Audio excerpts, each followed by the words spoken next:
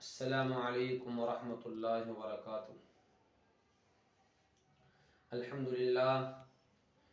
للہ وکفا وسلام علی عبادہ الذین اصطفى، اما بعد فقد قال اللہ تبارک وتعالی فی القرآن المجید والفرقان الحمید، فاعوذ باللہ من الشیطان الرجیم، بسم اللہ الرحمن الرحیم۔ سبحان الذي أسرى بعبده ليلا من المسجد الحرام إلى المسجد الأقصى الذي باركنا حوله لنريه من آياتنا إنه هو السميع البصير۔ صدق الله العظيم۔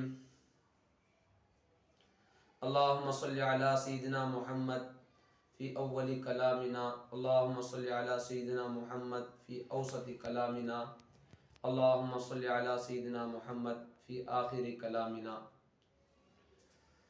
بزرگان محترم، عزیزان مکرم، اللہ رب العزت نے ہمیں اشرف المخلوقات بنایا، کیونکہ اللہ رب العزت کی بے شمار مخلوقات ہیں۔ تقریباً 18,000 مخلوقات میں سے اللہ تعالیٰ نے ہمیں اشرف بنایا، افضل بنایا، اور اللہ نے ہمیں ایمان کی دولت سے نوازا، کیونکہ کامیابی کا دار و مدار ایمان پر ہے۔ جنت میں داخل ہونے کے لیے ایمان کا ہونا شرط ہے، جہنم سے بچنے کے لیے ایمان کا ہونا شرط ہے۔ ایمان جیسی دولت اللہ نے ہمیں عطا کیا، اور ساتھ ساتھ پیارے آقا جناب محمد الرسول اللہ صلی اللہ علیہ وسلم جیسے برگزیدہ نبی عطا فرمایا، جس نبی کے امت میں پیدا ہونے کے لیے حضرات انبیاء علیہ السلام درخواست کیا کرتے تھے۔ میرے محترم بزرگ اور عزیز دوستو، اللہ رب العزت نے جناب رسول اللہ صلی اللہ علیہ وسلم کو نبی بنا کر دنیا میں مبعوث فرمایا۔ آپ جب دنیا میں تشریف لائے تو 40 سال تک نبوت ملنے سے پہلے لوگ آپ کو امین اور صادق کہا کرتے تھے، آپ کے ہر فیصلے پر راضی رہا کرتے تھے۔ لیکن جو ہی نبوت کا تاج آپ کو پہنایا گیا، آپ نے نبوت کا اعلان کیا، تو آپ کے ماننے والے آپ کے منکر ہو گئے، آپ کے دشمن بن گئے۔ دشمن ہی نہیں بلکہ جانی دشمن بن گئے، آپ کے جان لیوا بن گئے، خون کے پیاسے بن گئے۔ اللہ کے رسول صلی اللہ علیہ وسلم بڑے اداس رہا کرتے تھے، اور جس سال معراج کا واقعہ پیش آیا، اسی سال آپ کے خاندان کی دو بڑی ہستیوں کا انتقال ہوا، دو بڑی ہستیوں کی جدائیگی آپ کو برداشت کرنی پڑی۔ ایک حضرت خدیجہ الکبریٰ رضی اللہ تعالی عنہا کی جدائیگی، جنہوں نے آپ کو ہر وقت ساتھ دیا، آپ کو تسلی دیا کرتی تھی، آپ کو سمجھایا کرتی تھی، ہر لمحہ ہر اعتبار سے ہر جگہ آپ کی مدد کیا کرتی تھی۔ دوسرے آپ کے چچا ابو طالب، جنہوں نے دادا عبد المطلب کے بعد آپ کو اپنی کفالت میں رکھا اور آپ کی ہر اعتبار سے مدد کی، دینی کاموں میں مدد کی، دنیاوی اعتبار سے مدد کی، ہر جگہ اپنے بچوں سے زیادہ آپ کو پیار کیا، آپ کو اپنے سے قریب رکھا۔ ان دونوں کی جدائیگی بھی آپ کو بڑا صدمہ ہوا۔ ان دونوں کی جدائیگی سے کفار کو اور موقع ملا ستانے کا، کھلم کھلا تکلیفیں دینے کا۔ اللہ کے رسول صلی اللہ علیہ وسلم بڑے اداس رہنے لگے۔ اللہ رب العزت کا ضابطہ ہے ان مع العسر یسرا، کہ اللہ تعالیٰ ہر تنگی کے بعد آسانیاں پیدا کرتے ہیں۔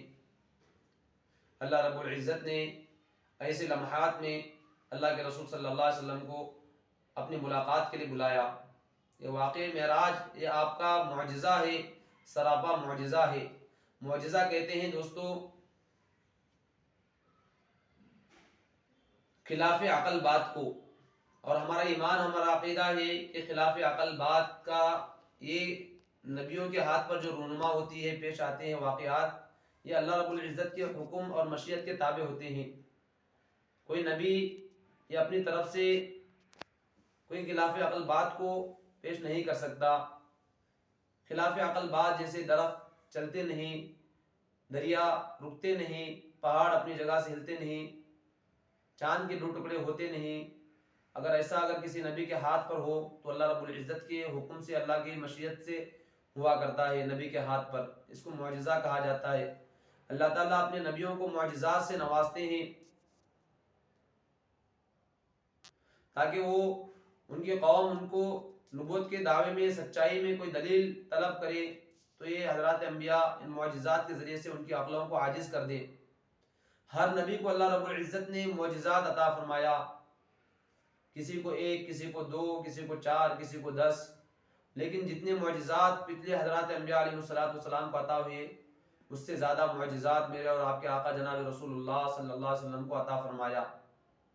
آپ کے بے شمار معجزات ہیں، ان معجزات میں ایک واقعہ معراج بھی آپ کا معجزہ ہے۔ اللہ کے رسول صلی اللہ علیہ وسلم فرماتے ہیں، میں ایک مرتبہ حضرت ام ہانی رضی اللہ عنہ کے گھر آرام کر رہا تھا، انا بین النائم والاقظان، کہ انسان سوتے ہی فوراً آنکھ نہیں لگتی، تھوڑی دیر کے بعد انسان کو آنکھ لگتی ہے۔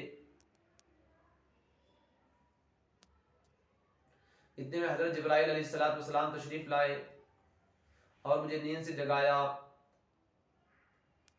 اور ام ہانی کے گھر سے لے کر نکلے۔ مختلف روایتیں ہیں معجزات کی ابتدا کہاں سے ہوئی، کسی نے حتیم کعبہ میں آپ آرام فرما رہے تھے کہا ہے، لیکن معتبر روایات کے اعتبار سے حضرت ام ہانی کے گھر سے معراج کی ابتدا ہوتی ہے۔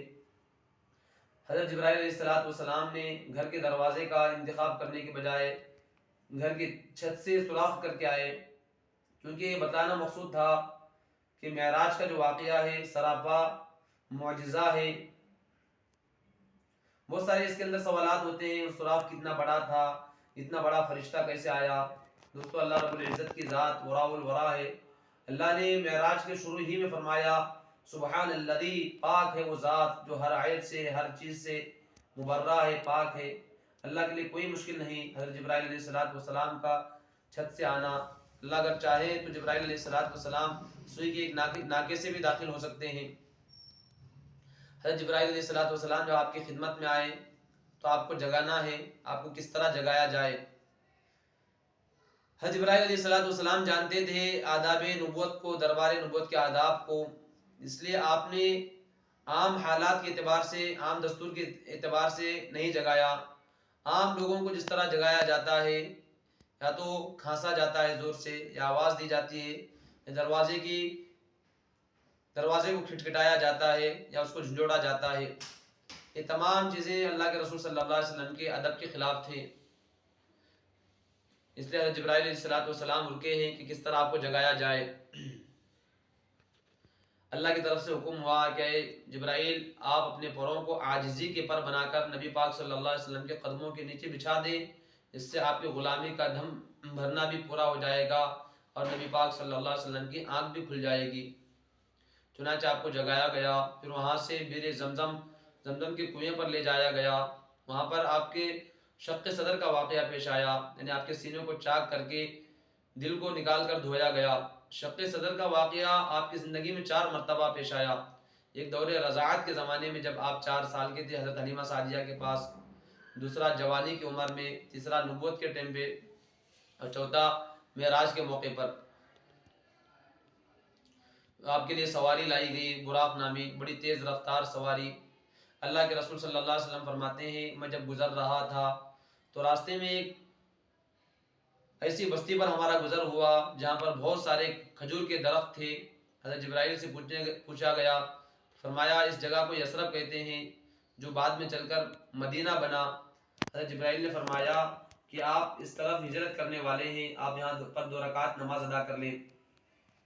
پھر اس کے بعد حضرت شعیب علیہ السلام کی بستی سے گزر ہوا، مدین سے، جہاں پر حضرت عیسیٰ علیہ السلام کی پیدائش ہوئی تھی، وہاں پر بھی 2 رکعت نماز ادا کی۔ پھر اس کے بعد کوئی طور سے آپ کا گزر ہوا، وہاں پر بھی آپ نے 2 رکعت نماز ادا کی۔ اللہ کے رسول صلی اللہ علیہ وسلم نے اس معراج کے واقعے میں بہت ساری چیزوں کو دیکھا. ایک ایسی قوم کو دیکھا کہ جو جن کے ناخن تانبے کے بنے ہوئے ہیں اور اپنے ناخنوں سے اپنے بدن کو چھیل رہے ہیں، نوچ رہے ہیں. اللہ کے رسول صلی اللہ علیہ وسلم کے پوچھنے پر حضرت جبرائیل علیہ السلام نے فرمایا کہ وہ لوگ ہیں جو دنیا میں دوسروں کی غیبت کیا کرتے تھے، دوسروں کی برائی کیا کرتے تھے. اور آگے گزر ہوا تو ایک ایسی بستی پر گزر ہوا کہ جن کے سروں کو پتھروں سے کچلا جا رہا ہے اور دوبارہ وہ ٹھیک ہو جاتے ہیں تو دوبارہ کچلا جا رہا ہے. تو پوچھنے پر بتایا گیا اللہ کے رسول کو کہ وہ لوگ ہیں جو نماز میں سستی کرتے ہیں، نماز میں سستی کرنے والوں کا عذاب بتلایا گیا. پھر اور آگے گزرے تو ایسے لوگوں پر گزر ہوا جن کے ہونٹوں کو کینچیوں سے کاٹا جا رہا ہے. تو پوچھنے پر بتایا گیا کہ آپ کی امت کے وہ واعظ ہیں، خطیب ہیں جو دوسروں کو تو نیکی کا حکم کرتے ہیں اور خود عمل نہیں کرتے. اور آگے گزر ہوا تو ایک ایسی بستی پر گزر ہوا جو کھیتی کرتے ہیں، بیج ڈالتے ہیں تو فوراً ان کی کھیتی تیار ہو جاتی ہے. جیسے وہ کھیتی کاٹ لیتے ہیں تو واپس سے وہ کھیتی تیار ہو جاتی ہے. اللہ کے رسول کے پوچھنے پر حضرت جبرائیل علیہ السلام نے بتایا کہ وہ لوگ ہیں جو اللہ کے راستے میں قربانیاں دیتے ہیں، دین کے کاموں کے لیے اپنی جان اپنے مال کو قربان کرتے ہیں.